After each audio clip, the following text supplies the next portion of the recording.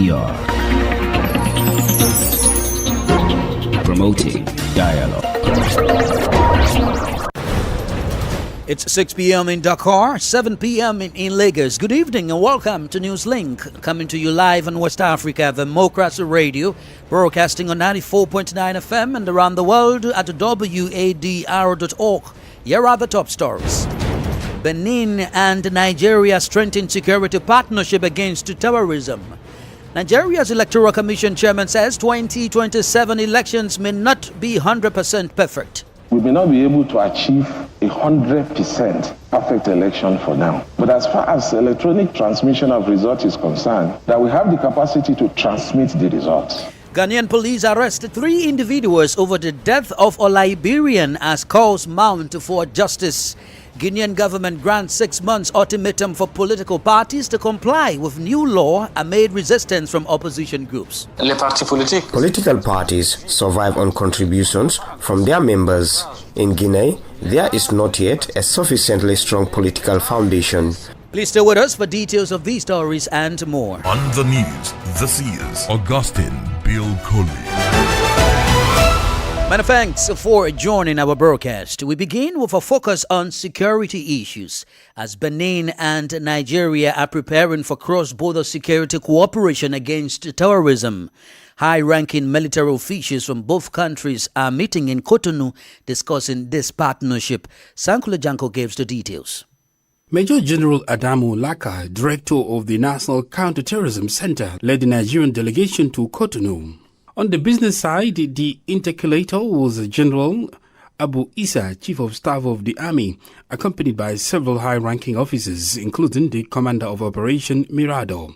The two West African countries want to formalize bilateral security cooperation to combat terrorist groups operating alongside their shared borders. According to several reliable sources, the strategy envisioned by Cotonou and Abuja could include coordinated border patrols, intelligence sharing, joint operations, and increase the monitoring of cross-border flows. The same sources report that France was represented at the meeting and could provide assistance in the area of intelligence. Furthermore, experts suggest including the right of pursuit in the cooperation agreement to allow for tracking terrorists even into neighboring territory.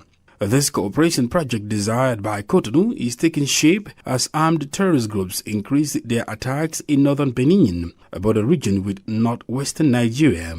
A new meeting is scheduled before the end of the month to further develop the draft Memorandum of Understanding. Sankule Janko filed that report in Togo. The terrorist threat persists within the country's northern region. The state of security emergency, particularly in the Savansa region, has been effective since June 2022. However, the authorities have extended it for 12 months beginning March 19, 2026. Meanwhile, the decision followed a unanimous vote by the Togolese Legislative Assembly. According to security officials, this fifth extension aims to strengthen citizens' protection and maintain public order. Hodabalo Awati, Minister of Territorial Administration, Governance and Customary Affairs, announced this decision. Par le vote que vous venez d'exprimer, la représentation nationale a fait. With the vote you have just cast, the National Assembly has chosen foresight over improvisation, protection over laxity, and continuity over risk. On behalf of the government, I would like to express our profound gratitude for this decision, marked by clear-sightedness and a sense of the nation's best interest. Your vote today is not merely a legislative act. It is a powerful message to our people, particularly those in the Savans region. The nation stands firmly by their side. It is also a clear signal to our defense and security forces. The Republic trusts them and fully supports them in their mission. I would like to assure you that we will continue to exercise the powers you are extending with due diligence and in strict accordance with the rule of law. Hodabalo Awete is the Minister of Territorial Administration, Governance and Customary Affairs in Togo. Meanwhile, details are emerging from the recent meeting of the Chiefs of Defense Staff from ECOWAS member states. The 3-day gathering held in Freetown, Sierra Leone, centered around the structure of the organization's planned standby force. In its first phase, the West African bloc intends to deploy 2,000 strong force by the end of the year. The mission of the force will be to combat terrorism and help preserve democracy within the sub-region. ECOWAS says it plans to rely primarily on internal resources to establish the force. However, concerns are rising over the number of troops to be deployed and how the standby force will be financed amid the escalating threat of insecurity within the sub-region. Sam Sion is a regional security expert. He provides his analysis of the situation. ECOWAS decision, we say a little too late, but better late than never. And 2,000 strong force. I don't know from how they concluded that the number 2,000 would be a good number to start with. I don't know what's about the funding about this strong force. Fighting extremism, terrorism, banditry in the region have gone on for a very long time.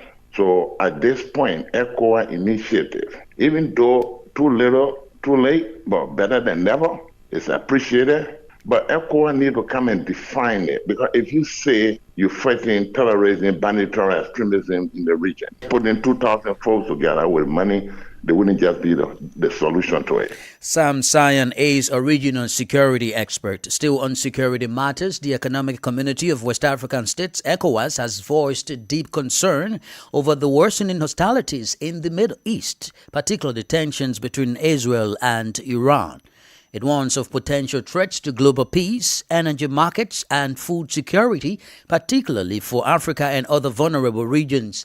The developments come as Iranian authorities announced the death of Supreme Leader Ali Khamenei after the February 28 strikes carried out by the United States and Israel against targets in the Islamic Republic of Iran. Usma Umar has the details. In a statement issued in Abuja on February 28, 2026, ECOWAS aligned itself with the African Union Commission's position on the escalating tensions. The regional bloc cautioned that intensified military action could further destabilize the Middle East with far-reaching consequences for international peace and unity. It noted that disruptions to global energy supplies, trade and food supply chains would have serious implications, especially for African economies. ECOWAS called on all parties to exercise maximum restraint and to comply fully with the United Nations Charter and international law, stressing respect for sovereignty, territorial integrity, and the peaceful settlement of disputes. It emphasized that the protection of civilian lives and critical infrastructure must remain a priority. The bloc further urged renewed diplomatic engagement within established international and regional frameworks to ease tensions and restore stability, reaffirming West Africa's commitment to multilateralism and peaceful conflict resolution. Usma Umar fight that report. More stories coming up on West Africa Democracy Radio. Newslink continues. Now on to the central Sahel region, particularly Niger, where two military authorities have fulfilled an attempted attack on an oil site in Difa, southeast of the country. A large cache of weapons was also seized during the operations, and a supply network providing arms to jihadist groups has been dismantled. Nadia Titi has the rest of the story. The two military operations were conducted in the Difa region in southeastern Niger on February 26th and 27th. According to the regional governor who was on the ground on Sunday, the intervention by the Nigerian forces led to the seizure of 47,000 rounds of ammunition, 10 military-grade weapons, rockets and 4 vehicles, all said to belong to rebels of the Popular Movement for Freedom and Justice. The same source added that the operations resulted in the dismantling of a network supplying arms and ammunition to terrorist groups, notably Boko Haram. In addition, 4 people, including 2 foreign nationals, were arrested and a significant amount of money was confiscated. The governor of Difa region welcomed the success of the operations, describing the seizure as the largest recorded in recent months. He noted that while the southeastern region of Niger continues to face terrorist attacks and arms trafficking, the army remains fully mobilized to protect civilians and secure strategic installations. operations. These operations follow the February 10 attack on the Jibila position by elements of the Popular Movement for Freedom and Justice. Now, to reporting there, we turn to electoral matters now. In Nigeria, the chairman of the Independent National Electoral Commission has warned that the 2027 general elections may not be 100% perfect, even as preparations intensify across the country. This revelation is generating mixed reactions from political actors, including civil society groups in the country. Our Abuja correspondent, Yeche Nusasetu, reports. INEC Chairman Joash Amukbuton says the electoral body is working to strengthen logistics, voter education, and coordination with stakeholders. However, he cautions that challenges still exist and no election process is without imperfection. We may not be able to achieve 100% perfect election for now, but as far as electronic transmission of results is concerned, that we have the capacity to transmit the results. Chairman Amukbuton says INEC will continue to engage political parties, civil society groups, and security agencies to mitigate risks, emphasize preparedness, and improve systems ahead of the polls. Reacting to the Commission's position, Public Affairs Analyst Kenneth Okonkwo states that the limited time outstanding for logistics planning and implementation remains a significant concern, especially given the scale of the election and the need for thorough readiness. This new provision cuts the time that they will give money to INEC to 6 months. And it used to be 1 year in the former act. When it was 1 year, INEC still has problem with logistics in elections. You can imagine when it is 6 months. When will this institution prepare? There are things you need to print. There are a whole lot of things that you need to do. Meanwhile, lawyer Abdulkarim Musa argues that the law does not require 100% compliance. The law does not even require 100% compliance. The law requires substantial compliance. In an election, nobody needs to have the total number of votes cast to win an election. All you need to have is the majority of lawful votes cast at the polls. Observers say the comments reflect a broader national conversation on balancing expectations for electoral perfection with practical realities in Nigeria's electoral environment. For WADR, Yechenusa Setu in Abuja. In Benin, the government is stepping up efforts to stabilize the country's northern region amid ongoing security concerns ahead of the April 12 presidential election. A delegation from the Ministry of the Interior and Public Security visited the Atakura and Donga departments to assess the situation and reassured residents of plans to ensure peaceful electoral process. While authorities describe the socio-political climate in the north as generally stable, their focus is on consolidation and prevention. Officials met with administrative, religious, and traditional leaders, as well as political actors, to strengthen dialogue and reactivate early warning mechanisms to diffuse potential tensions. Community leaders were also encouraged to combat hate speech and disinformation. The defense and security forces have been urged to maintain professionalism and strict neutrality while sustaining a presence that is both deterrent and reassuring in the lead-up to the major presidential election. Elsewhere in Guinea, the Ministry of Territorial Administration and Decentralization is raising alarm over the regularization of political parties. In a statement, the ministry has given political parties 6 months to comply with the new organic law of November 21, 2025 relating to the regulation of political parties. The decision has been strongly criticized by several opposition parties. Christopher Aticho has more in this following report. The new law set out the rules for the creation, organization and oversight of political parties in the Republic of Guinea. According to Article 51, any party that fails to comply with the regulations in force will lose its legal status. Musa Baude and Ibrahim Soro Jallo from the bloc of the constructive opposition are calling on the state to first honor its commitment to political parties. Political parties survive on contributions from their members. In Guinea, there is not yet a sufficiently strong political foundation, at least compliant with the law. Rather than taking a hardline stance, the state must also fulfill its responsibility to support the existence of viable political parties so that democracy can truly take root. He was reminding authorities about subsidies owed to legally constituted political parties that have participated in elections. Those subsidies, however, have not been paid. The Ministry of Territorial Administration and Decentralization is demanding the organization of extraordinary congresses, the revision of internal statutes, a 30% quota for women in leadership bodies, an updated political program, task clearance for the National Executive Bureau, and proof of party officers in all 33 prefectures. Usman Dadi Kamara, president of COPAD, argues that the law was passed by a parliament at the end of its mandate.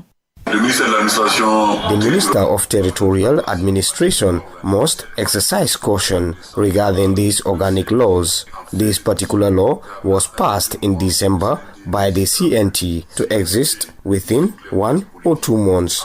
If the intention is to dissolve political parties, then a communiqué dissolving all parties should be issued, because the current demands are almost equivalent to dissolving them. The government says it is ready to support political parties, but warns that no exemption will be granted. A report from our Conakry correspondent Chanu Alpha Ibrahim Balde, voiced by Christopher Watiche. You are listening to Newslink on West Africa Democracy Radio, broadcasting on 94.9 FM Dakar and online at wadr.org. Here is a reminder of our top stories. Benin and Nigeria strengthen security partnership against terrorism. Nigeria's Electoral Commission chairman says the 2027 elections may not be 100% perfect. Ghanaian police arrest 3 individuals over the death of a Liberian as calls mount for justice. Guinean government grants 6 months ultimatum for political parties to comply with new law amid resistance from opposition groups. Still ahead in the news, we have guest interview and sports. Please stay with us.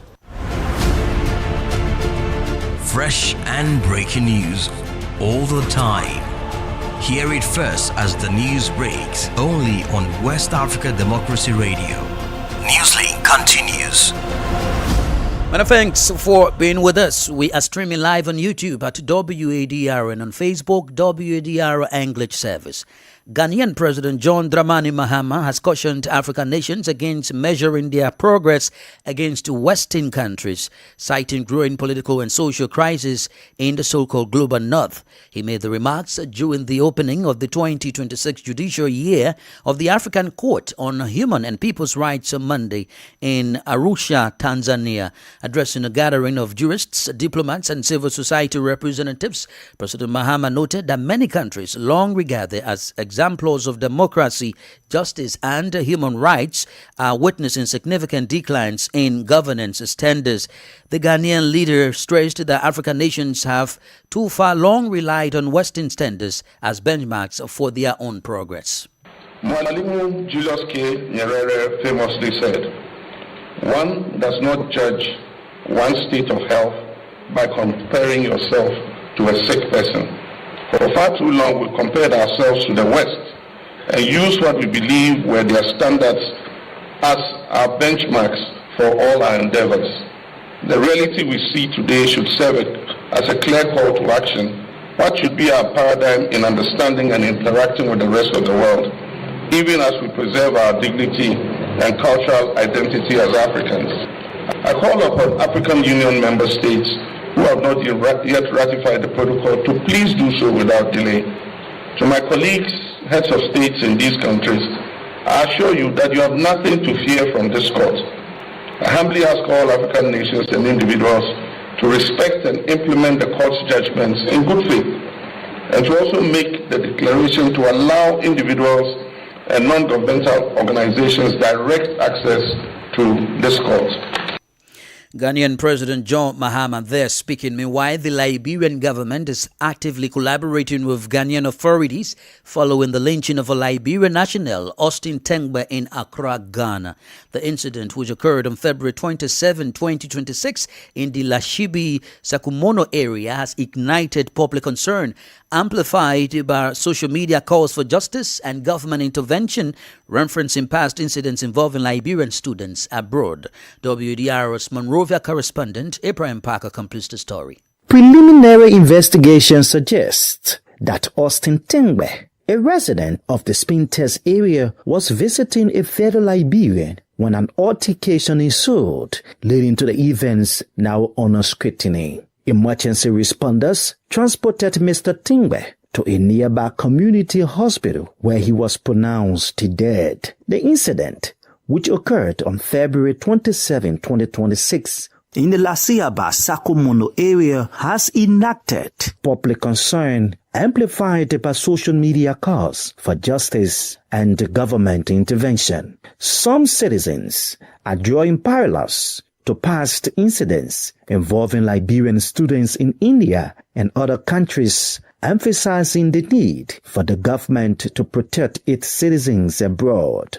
The Liberian government says it is in close contact with individuals connected to the incident, the Liberian community in Ghana, and the relevant Ghanaian authorities. The Ghana Police Service has confirmed that an active investigation is underway with 3 arrests already made and efforts ongoing to apprehend all individuals involved in the incident. The government has urged the Liberian community in Ghana to remain calm and allowed the ongoing investigations to proceed without interference. It has expressed confidence in the due process of law and the strong, long-standing relationship between Liberia and Ghana. For Newslink on WADR, Abraham Parker, Monrovia.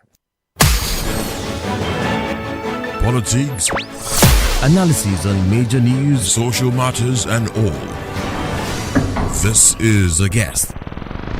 The guest interview segment focuses on the security situation in the sub-region as details are emerging from the recent meeting of the chiefs of defense staff from ECOWAS member states. The 3-day gathering held in Freetown, Sierra Leone, centered around the structure of the organization's planned standby force. In its first phase, the West African bloc intends to deploy a 2,000-strong force by the end of the year. The mission of the force will be to combat terrorism and help preserve democracy within this sub-region. However, concerns arising over the number of troops and how the standby force will be financed amid the escalating threat of insecurity within the sub-region. Our guest is Sam Sion, a regional security expert. Well, ECOWAS decision, we say a little too late, but better late than never. And 2,000 strong force. I don't know from how they concluded that the number 2,000 would be a good number to start with. I don't know what's about the funding about this strong force. Fighting extremism, terrorism, banditry in the region have gone on for a very long time.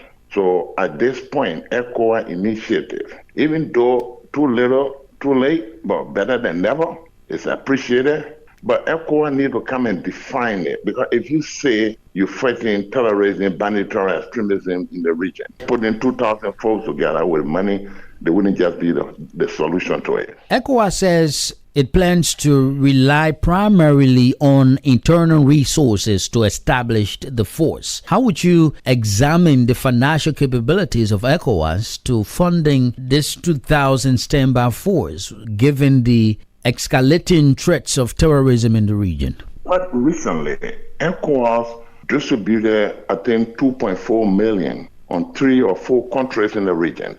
Our argument with ECOWAS was, before giving money to any ECOWAS country to fight banditry, extremism, and all of these things, ECOWAS they were requested to do a comprehensive assessment, threat assessment, vulnerability assessment of these countries. And then a comprehensive report is made. Out of this report, we can then go and determine which country deserves more money based on your threat level. ECOWAS did not do that. They decided to give few countries, I think were Togo, Benin, and 2 other countries.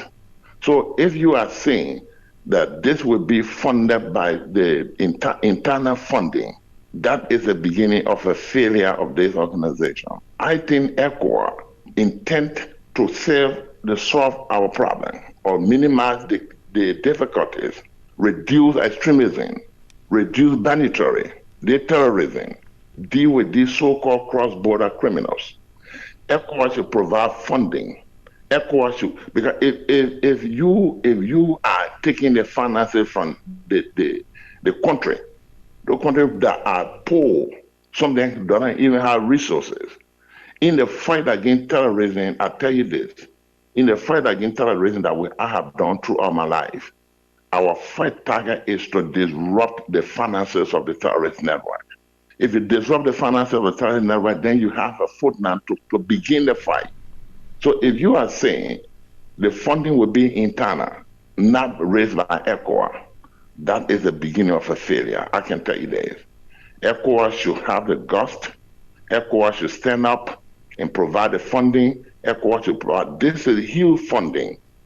And you, depending on country to provide that funding, we may never get there. Do you think a 2,000 standby force is enough to combat the escalating acts or threats of terrorism in the sub-region? 2,000 is not enough, but it would be a good startup. ECOWAS will have to re-evaluate. ECOWAS will have to do an assessment of the situation across the region and determine which community, which country, which part of the region got the most threatening situation. 2,000 standby force is not enough. Who's going to fund them? You're going to be funded internally now by ECOWAS. That is a lip service. ECOWAS need to do better than that. I keep saying this.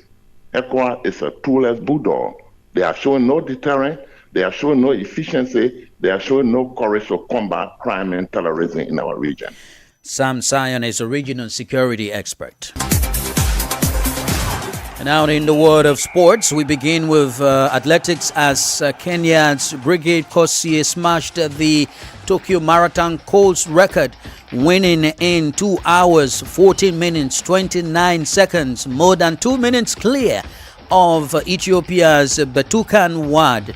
In the men's race, Ethiopia's Tadesse Takele defended his title in a thrilling sprint finish, clocking 2 hours, 3 minutes, 37 seconds. And now in football, Ghana international Antoine Semenyo's first half strike earned Manchester City a high-fought win at Leeds, keeping them right in the title race within reach of leaders Arsenal. At the same time, Arsenal beat 10-man Chelsea 2-1 at the Emirates on Sunday, with all goals coming from corners. The victory restores their 5-point lead at the top of the Premier League table. That's the latest in the world of sports. With that, we've come to the end of this edition of Newslink on West Africa Democracy Radio, broadcasting on 94.9 FM Dakar, Senegal, and online at wadr.org. Thank you for listening.